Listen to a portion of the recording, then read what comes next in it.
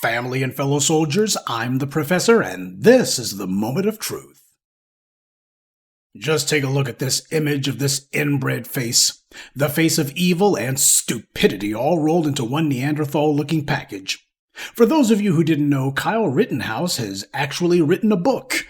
I, for one, consider that to be amazing. This would make him the first person in human history to have written more books than he's read. But like everything else he's done in his life, this is also failing. His book is absolutely bombing. His collection of brain farts and asinine scribblings currently stands at 9,569 in the Kindle store sector as of Tuesday, and it also ranks 510 nonfiction in the Kindle store.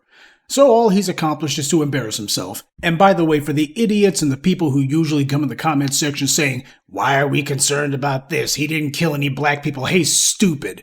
The entire reason that he went to Kenosha was precisely because he was looking to kill some black people. It's already well known. I did an entire video essay about it, which YouTube put behind an age gate. But you need to go ahead and educate yourself about the reason why he went to Kenosha. I'll touch on it briefly later in the video, but I have no patience for the people who are too stupid to understand when they're being targeted. Now, why is Kyle Rittenhouse writing books? Or at least pretending to? Well, it's not because he thinks anyone's interested in his life. He did it because he needs money. He and his lawyers were all but having double knockouts when it came to fighting over the legal defense money that he got during his campaign trial, and because there's no honor among sleaze, today he has nothing. Rittenhouse is broke. That's according to one of his lawyers. He has no money today. They claim that he's working somewhere, but if he's working, then he shouldn't be broke, should he? Well, I don't know what hole-in-the-wall diner he's working at, or perhaps if he's working cleaning the toilets in some sex dungeon somewhere. But he better put in some overtime, because his book isn't going to be the moneymaker that he needs it to be. His life prospects are bleak after the mass shooting he committed, but then again, he didn't exactly have a bright future ahead of him to begin with. This guy definitely wasn't going to be going to college or MIT. This moron couldn't pass a taste test. There's no way in hell that he was going to be valedictorian anywhere. And if the story of a killer motivated by anti-black hatred who becomes a flash-in-the-pan hero to the white right only to immediately be abandoned by them the instant his usefulness was expended sounds familiar, it should. Rittenhouse wanted to be like his idol, George Zimmerman. And that's exactly how he's wound up. George Zimmerman is not only a murderer, but this animal is also broke too. He had to admit in court that he is millions of dollars in debt with no way to pay it. Well, that explains why that creep was suing everybody under the sun, filing one fraudulent lawsuit after the other. He sued NBC in 2014, falsely claiming defamation of character. That was clearly a lie. He would actually have had to have some character before anyone could defame it. Then in 2019, the bastard actually had the nerve to sue the parents of the child he killed. He was trying to do anything he could to delight the racists because he figured that would get some donations to come in, but it didn't. All he managed to do was to drag out his nuisance suit for 3 years before it was predictably thrown out. He also sued Senator Elizabeth Warren and Pete Buttigieg because his feelings were hurt by their Twitter tweets. That lawsuit was also thrown out. So the racist runt has been taking L after L after L. His life, if it can be called that, will be defined by having murdered a child. And he sees how much that's worth, even to the people who pretended to like him for it. He thought that the racists like Sean Hannity and the degenerates at Fox News who were giving him a pat on the back meant that they liked him, that he was their hero, when all he was merely a tool, a way for them to get some cheap laughs and some vile amusement before they move on to some other scumbag. They saw him as a useful idiot who they could prop up as a race killer who they would help to get away with it. But while he escaped prison, his life has now become a living hell that he can't escape. These morons all operate out of the same playbook. Rittenhouse says that he also wants to sue the white media outlets for their reporting on him, but he'll wind up like Zimmerman. He'll generate plenty of billable hours for whatever poor shyster ambulance chaser he gets to represent him, assuming anyone is so desperate that they'll take him on as a client. But he'll waste years before he decides to throw in the towel and withdraw the case, or some judge gets tired of humoring his charade and throws the lawsuit out. So Rittenhouse has indeed walked in the footsteps of his putrid little idol. George Zimmerman's own attempts to try to make blood money off the killing he committed selling paintings has failed.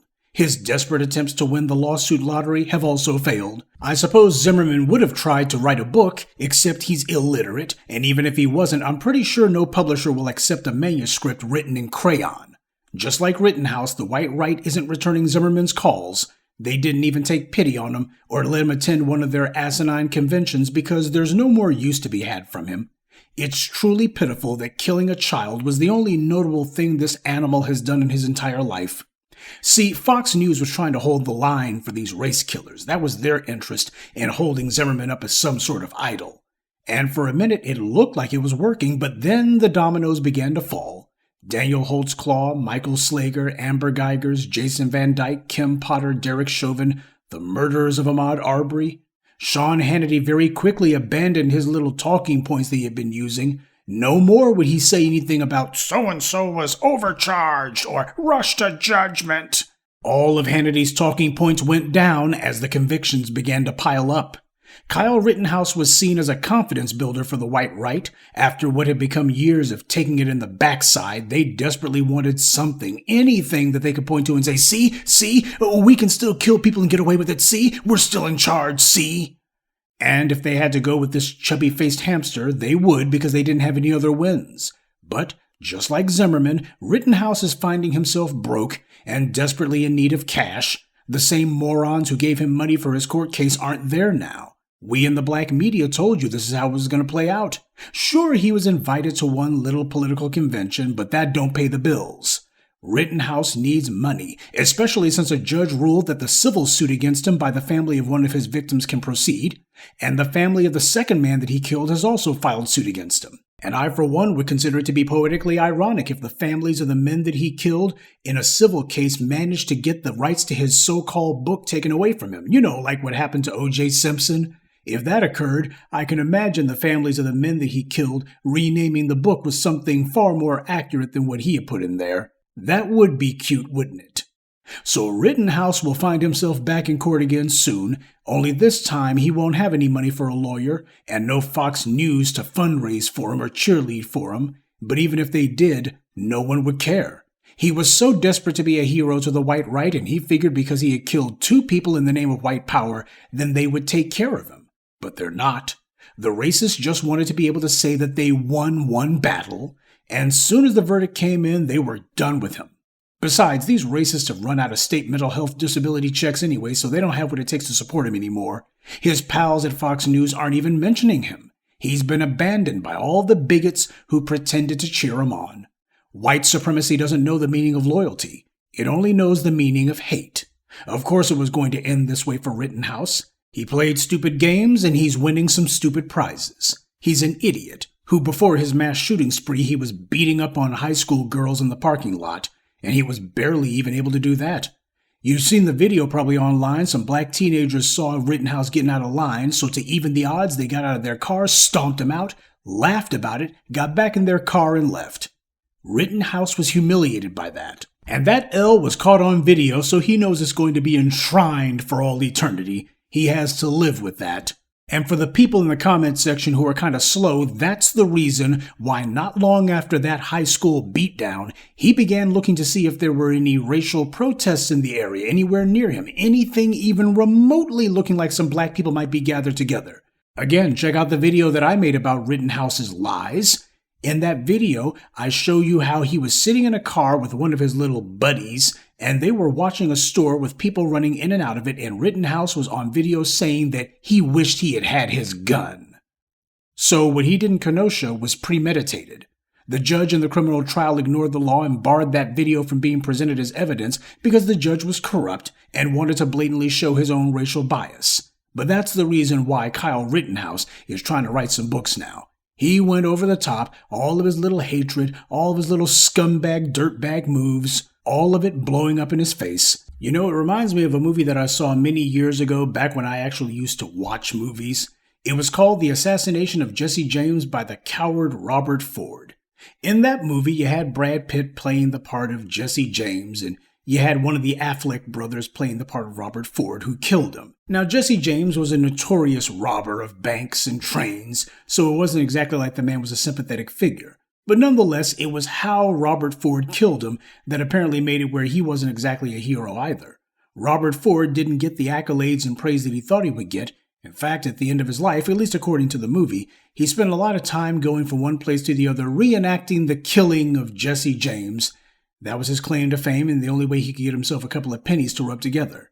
He pretty much spent the rest of his life reliving the incident of killing Jesse James for audiences who became increasingly disinterested until eventually they just went away altogether.